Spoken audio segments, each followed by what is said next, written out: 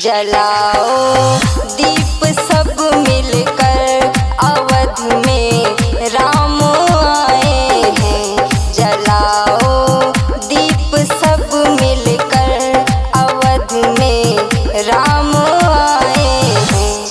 अवध में राम आए हैं, मेरे श्री राम आए हैं। अवध में राम आए हैं, मेरे श्री राम आए हैं। जलाओ दीप सब मिलकर, अवध में राम आए हैं।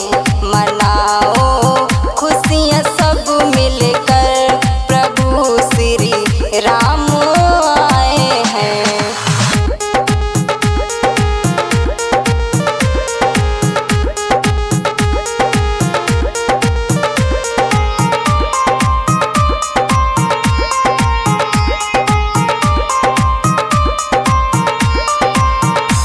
सजा दो सब रंगों के फूलों से द्वार घर अपने।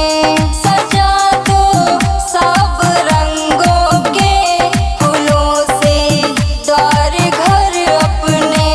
सजा दो सब रंगों के फूलों से द्वार घर अपने। फूलों से द्वार घर अपने। गाओ नाचो सभी मिलकर, प्रभु श्री राम आए हैं। मनाओ खुशियाँ सब मिलकर, प्रभु श्री राम आए हैं।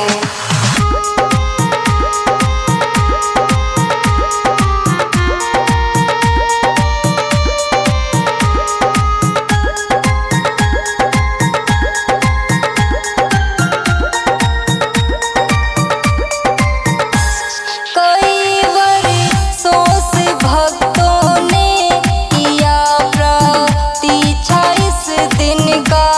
कई वर्षों से भक्तों ने किया प्रतीक्षा इस दिन का।